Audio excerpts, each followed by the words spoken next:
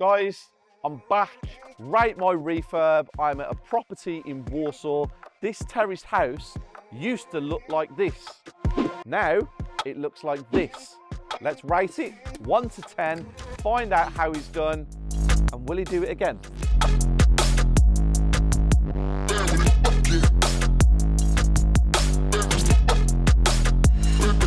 This 2-bedroom terraced house in Warsaw has been converted into a 3-bedroom house, and it's gone from 1 bathroom to 2 bathrooms.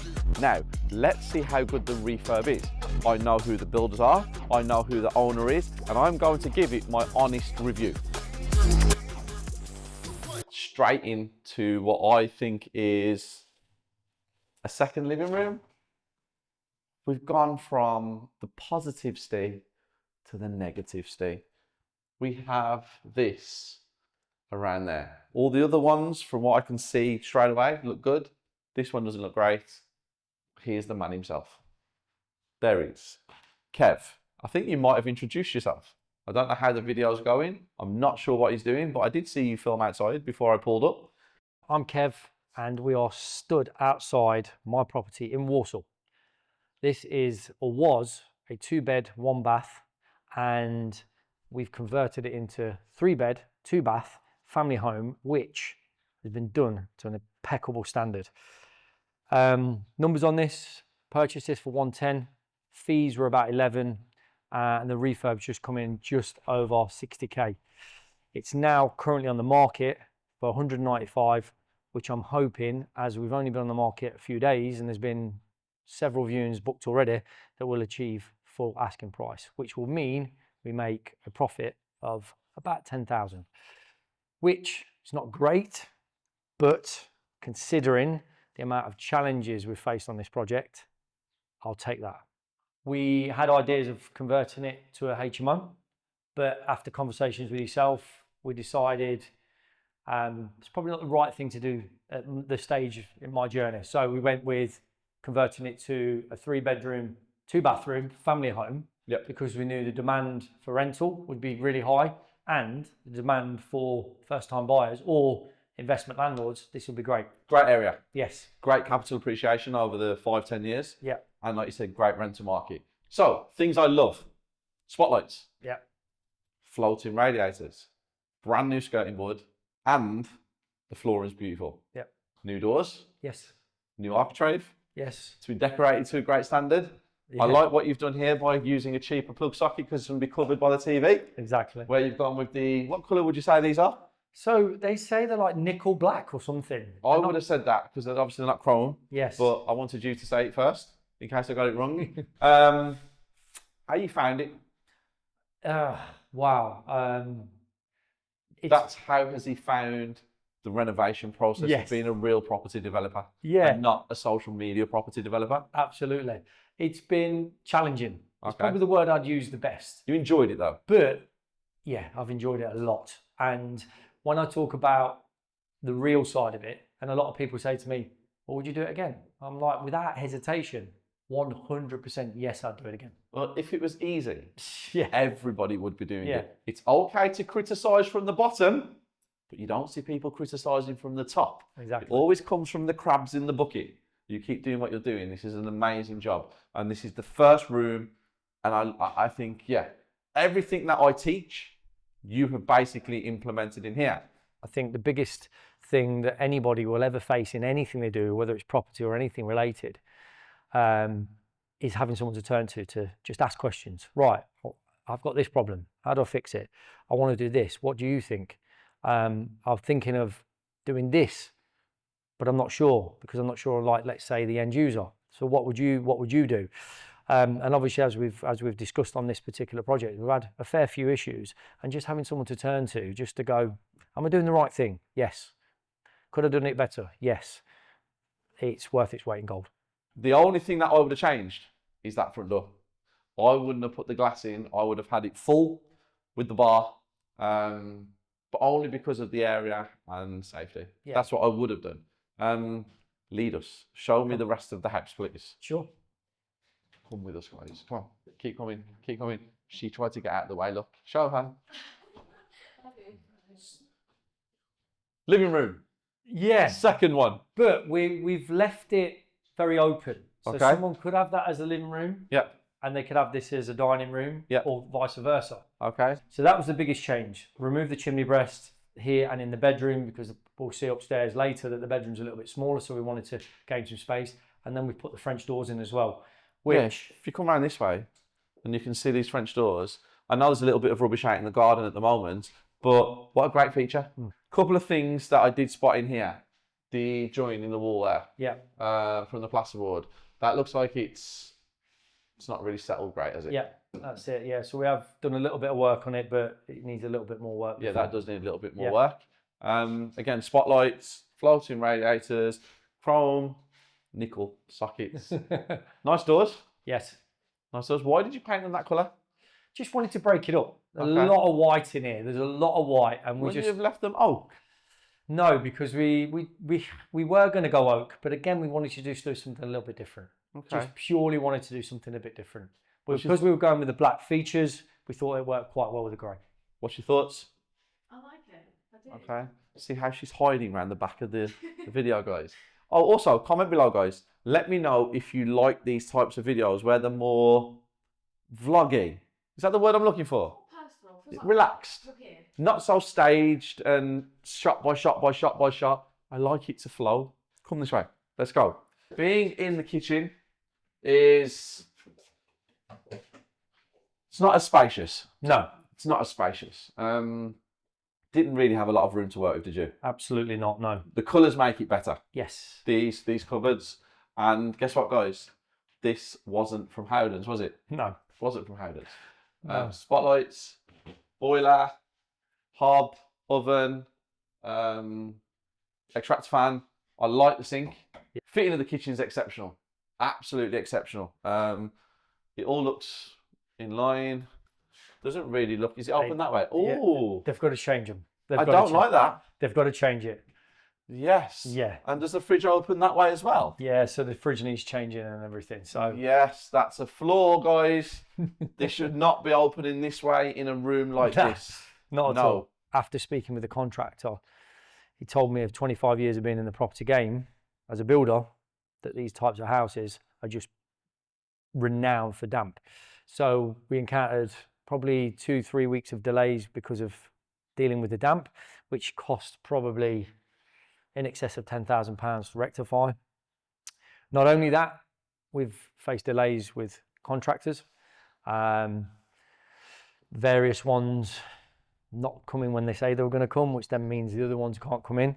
But on top of that, we got something called a party wall agreement with the neighbour. The neighbour's a tenanted property. She's absolutely lovely, but it's owned obviously by a landlord. We sent the letter to the landlord, and the landlord decided to instruct our party wall guy, which then meant they came out, because we'd had some chimney breasts removed. It was identified that actually the gala brackets that we put in were not sufficient enough. So then we had to get steel, which was another £2,000-3,000. Delays with materials, things not turning up as they were or as they should, which meant several times we had to get them sent. And then just the end, the last few weeks, getting those final bits finished. And I'm still not quite happy with some of the finishing because I'm a perfectionist, are taking ages. But we've got there, we're here. Beautiful front door, which I'm very happy with. And we're on the market, which is the main thing. And then if we go into the bathroom, which I'm only going to let him go into the bathroom and show you guys around, I will then have a look when he comes out because I don't want both of us squeezing into that little space together. Yeah, so in here we've got a shower of a bath with the L-shaped bath. Shower's due still to go in. We've gone and said everything's the black accents there and there with the handles and the taps, and then you've got a little vanity unit around there. One thing we had to do was, because we moved the wall, we had to shorten the window, which you'll see just there on the right. Tiles are nice. What size tiles are those? 1200 by 600. They're big. Yes. Yes, they're very, very big. And it cost me more to fit. Well, obviously because of the size and Yes. With 600 by 600 on the floor, which is what we should have gone for on the wall, in my opinion. yeah, it looks nice though. Yeah. It actually looks good. It suits it. Yeah. I need to go and inspect the bathroom. So, Kev, Can we swap places? Coming out. There you go. I can't squeeze by you either. That's just a very strange thing. So we're in here and I'm looking at the tiling. Tiling, great job. Who was the tiler? Same one as 189. Okay, great tiler. That's good, like that. Got the vanity unit over there, toilet here. Few things that I've noticed in here is the top has not been sealed yet. That needs to be sorted. So he's going to lose marks for that. Upstairs. Yes, let's go. Carpet, take our shoes off. Nah, it's all right. No. I trust you. I still have to take my shoes off. Good manners to take shoes off. What happened, Kev? You went with the floating radiators all downstairs and then you let yourself down up here. So we didn't actually go back to brick up here. I can tell by the plastering. Yes, we didn't go back to brick up here, hence why they're coming out the floor. You could have still chased them into the wall. Yes, I could have. Yes, I could have. Let's drop a mark for that. Let's go. We have no spotlights upstairs. No. We've gone with all pendants. Yes. Into the room. All good. Same as thingy. Guys, again. Not good. Down here. This is where they had a real clever use of space. That is another bathroom. Right. Oh, okay. So we've got the same tiles as downstairs. I I mean, not the thingy, but the size. Yes. Shower's nice. Great use of space. Yeah, fantastic. Very impressed. I saw that there was multiple exits that we could achieve with this. We could do a mini HMO, which is what we first thought we were going to do with this property. And then again, after speaking with Steve and looking at the long-term gain, we reverted back to the other exit, which was adding an extra bedroom, adding an extra bathroom and making it just a family home.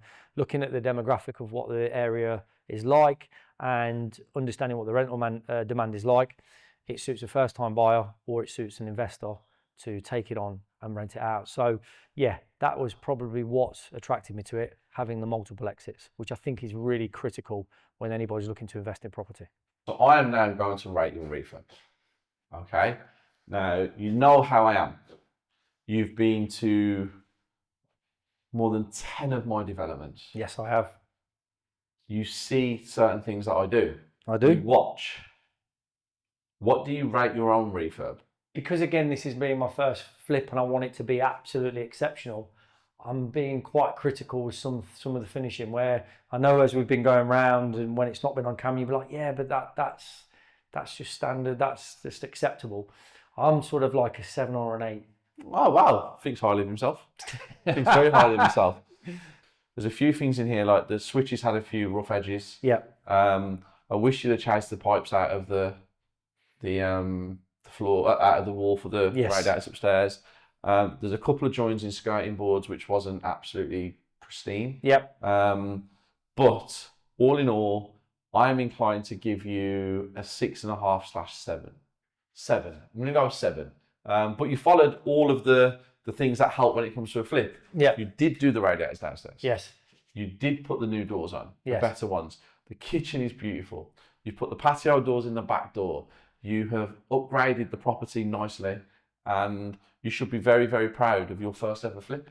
Guess what, guys? He is going to be doing another flip because it looks like he might have actually found the one he likes. It's just, can he negotiate the correct price? And that's the key. Because one of my mentor students, whose video was out yesterday or the day before, £160,000 was the price that it was listed for. We secured it for £120,000. £40,000 off a right move listing. The video is here somewhere, if T can put it on the screen. But the one that you're going for, it's a corporate sale. Yes. It's tricky. Yeah, yeah. And you need to get it a lot cheaper than what they're talking in figures. Great ever first property flip. You should be very proud of yourself, mate. Yeah. Very, very proud of yourself. Because to manage something and execute it, not everybody does it.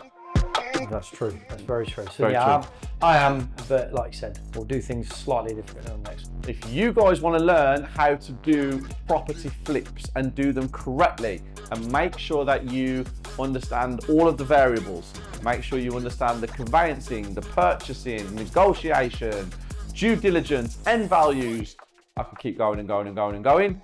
I am in Manchester on the 31st of this month. £11 literally could change your life. So for you guys who are at home right now, sitting on the sofa, watching this video thinking, I could do that. I've always wanted to do that. I really want to get into property, but my job is just so demanding, or I don't think I have the funds. I need lots and lots and lots of money to be able to do this.